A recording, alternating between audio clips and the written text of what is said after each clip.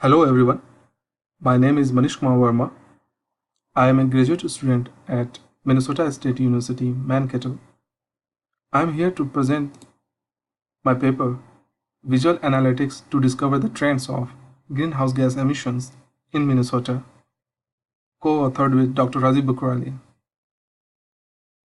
for IT 602 Research Seminar.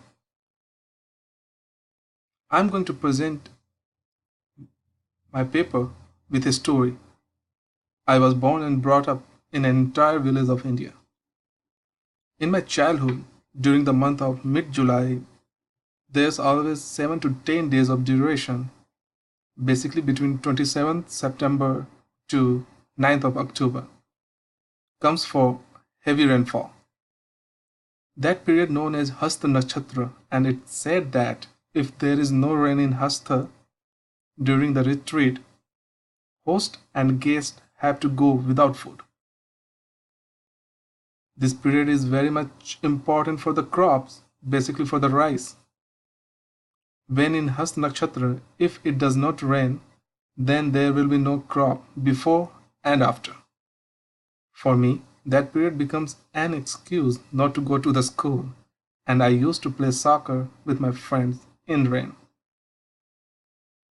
As time passes, after 4-5 years, I couldn't see those heavy rainfalls. One day, I asked my mom why there's no such rains happening. She said, there's something wrong with the environment. I was very much worried, not because of the environment, but because now I have to look for some other excuses for not to go to the school. But I always miss those heavy rainfall days.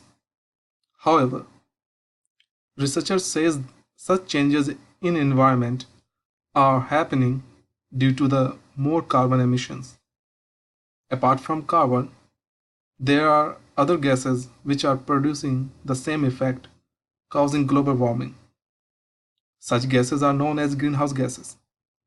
In this paper, we found trends of greenhouse gas emissions in Minnesota which could help in policy making.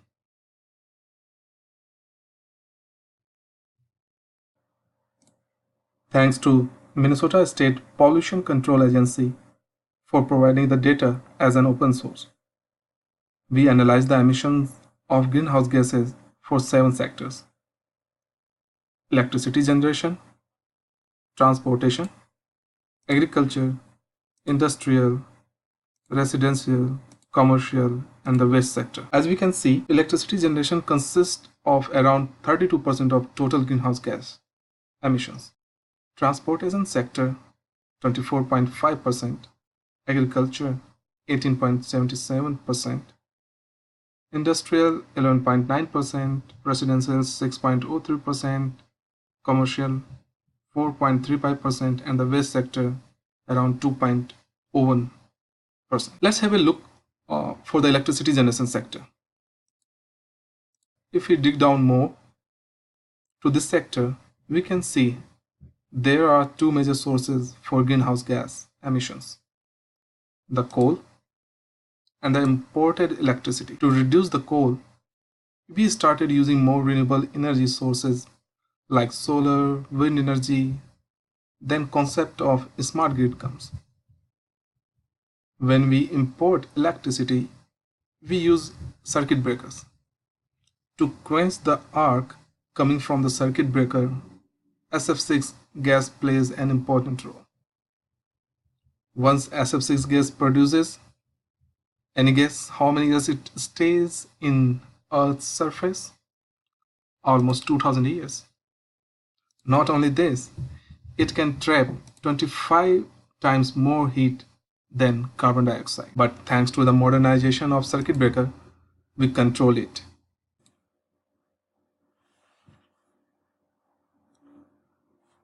As we can see in this figure, after the year 2004, emissions through SF6 started decreasing below the average value. But if you look for the other gases like HFCs, PFCs, they started increasing after 2004 above the average value. But there is a decline in CO2 emissions, and we know electricity generation are major sources of these emissions. Thanks to the renewable energy sources, especially wind energy in Minnesota, which contributes more in decreasing greenhouse gas emissions.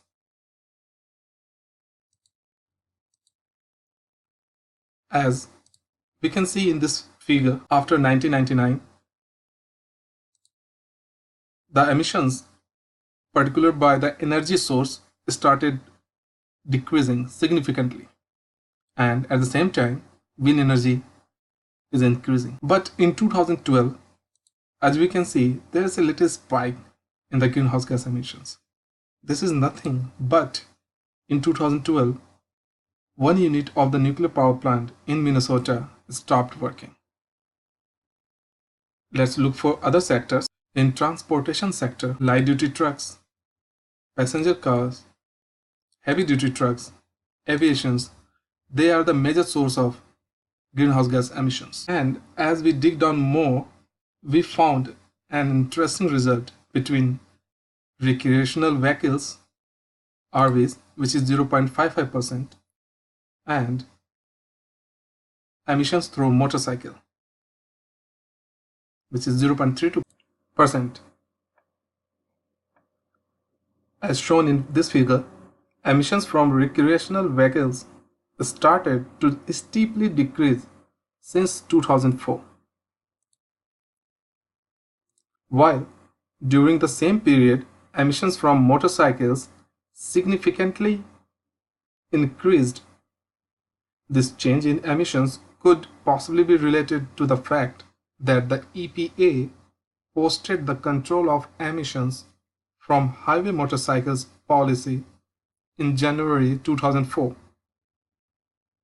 The motorcycles rule in the policy established conventional pollutant exhaust emissions standards for highway motorcycles in the United States. Among all sectors, agriculture sector produces N2O, which is nitrous oxide, and it has different sources like cultivated histosols, ruminants, fertilizers.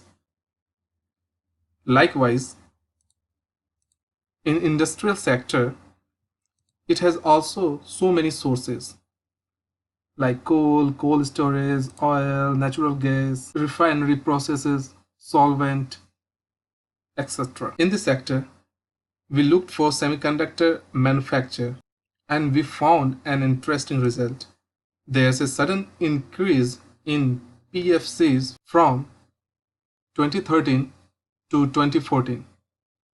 If we compare the percent difference compared to the previous year, it is 188.3%. Here the question arises, should we only concentrate on these four sectors, since they constitute approx 84% of total greenhouse gas emissions? Since emissions from these four sectors are much more than the remaining three sectors like residential, commercial, and waste sector. We look the whole sector as a percent difference compared to the previous year. As we can see in this visual representation, residential, commercial, and waste sector have more fluctuations.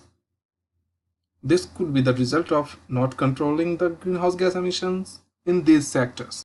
Last but not the least, if we look for greenhouse gas like HFCs, which are using in residential, transportation, and in commercial sectors too, it is increasing rapidly. Thanks for watching this presentation. These are the references